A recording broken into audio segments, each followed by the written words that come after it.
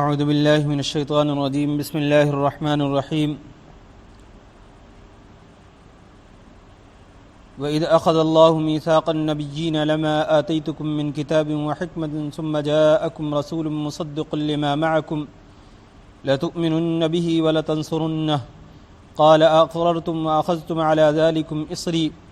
قَالُوا أَقْرَرْنَا قَالَ فَاشْهَدُوا وَأَنَا مَعَكُمْ مِنَ الشَّاهِدِينَ فمن تولى بعد ذلك فأولئك هم الفاسقون أفغير دين الله يبغون وله أسلم من في السماوات والأرض طوعا وكرها وإليه يرجعون۔ گزشتہ آیتوں میں بنی اسرائیل کی تمام کارستانیاں خوب واضح طور پر بیان کی گئیں کہ کس طریقے سے انہوں نے علمی خیانت کی اور ایمان والوں کو طرح طرح کی دھوکہ دڑی میں ڈالنے کی کوشش کی۔ اب اللہ رب العزت ان کے ساتھ لیا گیا عہد و میثاق جو تھا اس کو بیان فرما رہے ہیں کہ ہم نے ان سے کیا وعدہ لے رکھا تھا۔ در حقیقت وعدے اللہ رب العزت نے تین طریقے کے لیے ہیں۔ ایک وعدہ تو پوری کی پوری انسانیت سے ہے، الست بربکم قالوا بلا، جو پیدائش سے پہلے ہوا ہے کہ اپنی عبادت پر اپنے آپ کو معبود تسلیم کرنے پر لیا تھا کہ تم ہر حال میں مجھے اپنا معبود اور اپنا رب تسلیم کرنا، اور اس پر ہم سب نے کہا تھا بلا، کیوں نہیں، آپ ہی ہمارے رب ہیں اور ہم اس بات کو تسلیم کرتے ہیں۔ دوسرا عہد بنی اسرائیل سے خاص طور سے اللہ رب العزت نے لیا تھا، وَإِذْ أَخَذَ اللَّهُ مِيثَاقَ الَّذِينَ أُوتُوا الْكِتَابَ لَتُبَيِّنُنَّهُ وَلَا تَكْتُمُونَهُ، کہ اللہ رب العزت نے ان سے یہ وعدہ لیا تھا کہ تمہیں جو کتاب دی جا رہی ہے اس کو خوب واضح طور پر ہر ایک سے بیان کر دینا، کوئی چیز چھپانا نہیں، لیکن انہوں نے اس وعدے کو پورا نہیں کیا۔ اللہ کی دی ہوئی کتاب کی آیتوں کو چھپایا، اس کے حکموں کو چھپایا، اپنی مرضی کے مطابق کام کیا۔ تیسرا وعدہ یہ لیا تھا آخری، وَإِذْ أَخَذَ اللَّهُ مِيثَاقَ النَّبِيِّينَ لَمَا آتَيْتُكُم مِّن كِتَابٍ وَحِكْمَةٍ ثُمَّ جَاءَكُمْ رَسُولٌ مُّصَدِّقٌ لِّمَا مَعَكُمْ لَتُؤْمِنُنَّ بِهِ وَلَتَنصُرُنَّهُ۔ یہ عہد اللہ رب العزت نے تمام انبیاء سے لیا ہے کہ یاد کرو اس وقت کو کہ جب اللہ رب العزت نے تمام نبیوں سے یہ عہد لیا تھا، یہ وعدہ لیا تھا کہ اگر ہم تمہیں کتاب اور حکمت عطا کر رہے ہیں، اگر ہم تمہیں کتاب اور حکمت دیں اور پھر تمہارے پاس کوئی رسول آ جائے مصدق لما معکم، اور وہ تصدیق کرنے والا ہو اس چیز کی جو تمہارے پاس ہے موجود، لَتُؤْمِنُنَّ بِهِ وَلَتَنْصُرُنَّهُ، تو تم ضرور بالضرور اس کے اوپر ایمان لے آنا اور اس کی مدد کرنا۔ تو اس کے جواب میں انہوں نے کہا تھا اور پھر سوال کیا تھا اللہ رب العزت نے، قال اقررتم واخذتم على ذلكم اصری، کیا تم اس بات کا اقرار کر رہے ہو اور میری دی ہوئی ذمہ داری کو پورا کرنے کا عہد کر رہے ہو؟ تو انہوں نے کہا تھا اقررنا، ہم اس بات کا اقرار کر رہے ہیں۔ قال فاشهدوا وانا معكم من الشاهدين، تو اللہ رب العزت نے فرمایا تھا کہ تم لوگ آپس میں ایک دوسرے کے گواہ بن جاؤ اس معاملے میں، اور میں بھی تمہارے ساتھ گواہوں میں شامل ہوں، یعنی میں بھی اس بات کا گواہ بنتا ہوں کہ جب بھی تمہارے درمیان تمہارے بعد کوئی دوسرا نبی آ جائے اور وہ تمہاری آنے والی جو تم کو جو کتاب دی گئی یا حکمت دی گئی یا شریعت دی گئی اس کا وہ اقرار کرے کہ ہاں یہ اللہ کی دی ہوئی ہے، تو تم اس نبی کو تسلیم کرنا، اس کو ماننا اور اس کی مدد بھی کرنا، اس پر ایمان بھی لے آنا اور اس کی مدد بھی کرنا۔ تو اس پر انہوں نے کہا تھا کہ ہاں ہم اس ذمہ داری کو قبول کرتے ہیں اور ہم اقرار کرتے ہیں اور آپس میں ایک دوسرے کے گواہ بھی بنتے ہیں، اور اس پر اللہ بھی گواہ بنا۔ تو یہ کتنا پختہ عہد ہو گیا اللہ سے۔ اس میثاق کے بارے میں مفسرین نے بیان فرمایا کہ یہ ایک تو دو طرح کا میثاق تھا، یہ بھی ایک یہ کہ جو بھی نبی ہے اس نبی کے بعد آنے والا کوئی بھی نبی ہو تو اس کو خود نبیوں سے اور نبی کے ساتھ ساتھ ان کے امتیوں سے یہ عہد لیا گیا تھا کہ ان کے بعد جو بھی نبی آئے اسے تمہیں تسلیم کرنا ہوگا، اور خاص طور سے حضرت محمد الرسول اللہ صلی اللہ علیہ وسلم کے بارے میں تمام انبیاء اور ان کی امتوں سے باقاعدہ طور پر عہد لیا گیا تھا کہ جب وہ آ جائیں تو تمہیں ان کو تسلیم کرنا ہے اور ان کی مدد کرنا ہے۔ حضرت موسیٰ علیہ السلام، آج بھی تورات میں وہ آیت موجود ہے، وہ حصہ جس میں حضرت موسیٰ علیہ السلام سے کہا گیا تھا کہ جب وہ نبی آ جائے جس کو وہ کتاب دی جائے یا اس طریقے کی شریعت دی جائے، وہ نظام دیا جائے جس طریقے سے تمہیں دیا گیا۔ اس کا مطلب ڈائریکٹ حضرت محمد رسول اللہ صلی اللہ علیہ وسلم ہے۔ وجہ یہ کہ حضرت موسیٰ علیہ السلام کو ایک پورا نظام دیا گیا تھا، پوری شریعت دی گئی تھی۔ حضرت عیسیٰ علیہ السلام کے بعد اس کے بعد کتاب ملی، حضرت داؤد کو کتاب ملی، لیکن ان کو پورا نظام شریعت نہیں دیا گیا تھا۔ ان تمام حضرت داؤد کو بھی اور حضرت عیسیٰ کو بھی شریعت موسوی ہی کو زندہ کرنے کی ذمہ داری دی گئی تھی کہ شریعت موسوی میں جو گڑبڑ کر دیا گیا ہے، جو غلط چیزیں داخل کر دی گئی ہیں، ان کو نکالا جائے اور نکالنے کے بعد شریعت موسوی کو زندہ کیا جائے۔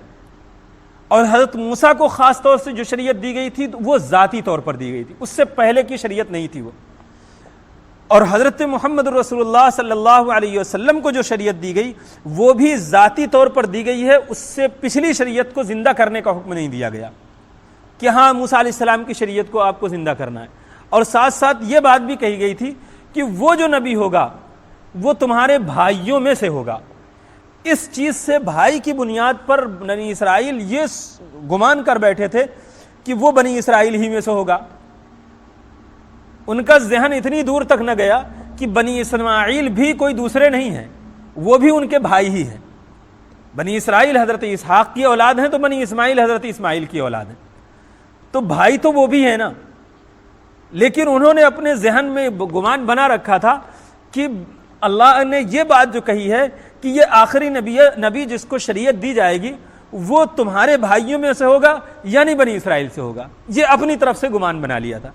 جبکہ اللہ نے بھائی کا لفظ استعمال کر کے یہ واضح طور پر نہیں کہا تھا کہ بنی اسرائیل سے ہوگا، صرف بھائی کہا تھا، بھائی میں تو بنی اسماعیل بھی شامل ہے۔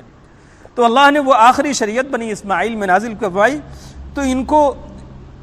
یہ چیز گوارا نہ ہوئی اور اقرار جو کر رکھا تھا اللہ سے اس سے مکر گئے، اور عہد و میثاق جو تھا اس سے پیچھے جب ہٹے تو اللہ تعالیٰ نے فرمایا فَمَن تَوَلَّى بَعْدَ ذَلِكَ فَأُولَئِكَ هُمُ الْفَاسِقُونَ۔ اس کے بعد، اس عہد و میثاق کے بعد جو شخص منہ موڑے گا تو وہی نافرمانوں میں شامل ہو جائے گا۔ یعنی جب اللہ کی شریعت آ گئی ہے تم سے عہد و میثاق، یہاں تک کہ حضرت موسیٰ سے یہ بھی کہا گیا تھا کہ آپ کی موجودگی میں بھی اگر وہ آ جائے آخری نبی تو بھی اپنی شریعت کو، اپنے نظام کو چھوڑ کر کے اس کے اوپر ایمان لانا ہے، اس کی بات کو تسلیم کرنا ہے، اسی کے مطابق چلنا ہے۔ جب نبیوں کو یہ حکم دے دیا گیا کہ اگر وہ جبکہ اللہ رب العزت پورے نظام کو خوب اچھی طریقے سے، وہ تو اپنی حکمت کو جاننے والا ہے کہ حضرت محمد رسول اللہ صلی اللہ علیہ وسلم کسی نبی کی زندگی میں آنے والے نہیں تھے، لیکن یہ عہد جو لیا گیا کہ اگر تمہاری زندگی میں بھی آ جائے تمہارے سامنے تو بھی تم کو اس کو تسلیم کرنا ہے، یہ امت کے ساتھ خاص طور سے تاکید کرنا تھا کہ ان کو ماننا ہی ماننا ہے، ان کو مانے بغیر تمہارا کام چلنے والا نہیں۔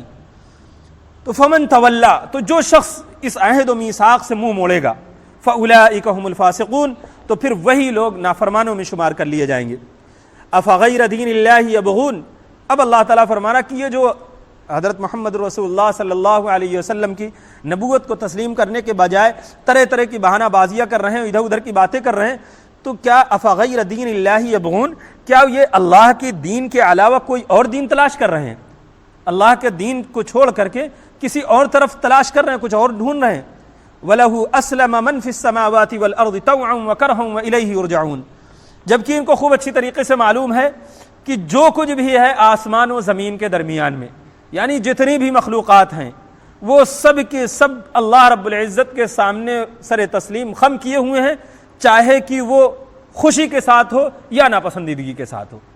ان کو تو اللہ کے حکم کو ماننا ہی ماننا ہے۔ اس کے باوجود یہ بھاگے چلے جا رہے ہیں، معلوم ہے ان کو کہ یہ دین اللہ کا ہے، اس کو تسلیم نہ کر کے پتہ نہیں کیا تلاش کر رہے ہیں، کدھر بھاگ رہے ہیں یہ، جبکہ ان کو خوب اچھی طریقے سے معلوم ہے کہ تم کو ماننا پڑے گا اللہ کے حکم کو، چاہے کہ خوشی سے مان لو یا کہ ناپسندیدگی سے مانو۔ اس کا مطلب یہ کہ جیسا کہ اللہ کا جو فیصلہ ہوتا ہے، جو حکم ہوتا ہے، وہ ہر ایک کو تسلیم کرنا پڑتا ہے۔ ہاں ایمان والا اس کو بخوشی تسلیم کر لیتا ہے، غیر ایمان والا اس کو ناپسندیدگی سے تسلیم کرتا ہے، لیکن کرنا پڑتا ہے۔ جیسے کہ اللہ نے کسی شخص کے بارے میں یہ فیصلہ فرمایا کہ اس کو یہ بیماری لاحق ہونی ہے، یہ شخص بیمار ہونا ہے، ایمان والا اس چیز کے ساتھ مان لیتا ہے کہ اللہ کی مرضی تھی، اللہ نے ہم کو یہ مرض دے دیا، بیماری دے دی، اللہ ہی دینے والا ہے، اللہ ہی شفا دینے والا ہے، اللہ بیمار کرنے والا ہے، وہی شفا دینے والا ہے، تو وہ تو خوشی خوشی تسلیم کر لیتا ہے۔ غیر ایمان والا جس نے اللہ کی قدرت کو، اس کی طاقت کو تسلیم نہیں کیا ہے، اس کے باوجود اس بیماری کو ماننا ہی پڑے گا، وہ بیمار ہوگا۔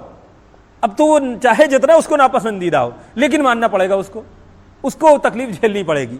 تو اسی چیز کو کہا چاہے تم خوشی سے مانو یا ناپسندیدگی سے، ناخوشی سے مانو، ماننا پڑے گا۔ وَإِلَيْهِ يُرْجَعُونَ، اور اسی کی طرف سب کو لوٹ کر کے جانا ہے۔ جب یہ ساری چیزیں پختہ ہیں اور سب کچھ تم کو پتا ہے، تو پھر کیوں منہ موڑ کر کے بھاگ رہے ہو؟ پھر اس کتاب کو اور اس نبی کو تسلیم کر لو اور اللہ کے راستے پر آ جاؤ۔ یہ کہنے کا مقصد تھا۔ اس سے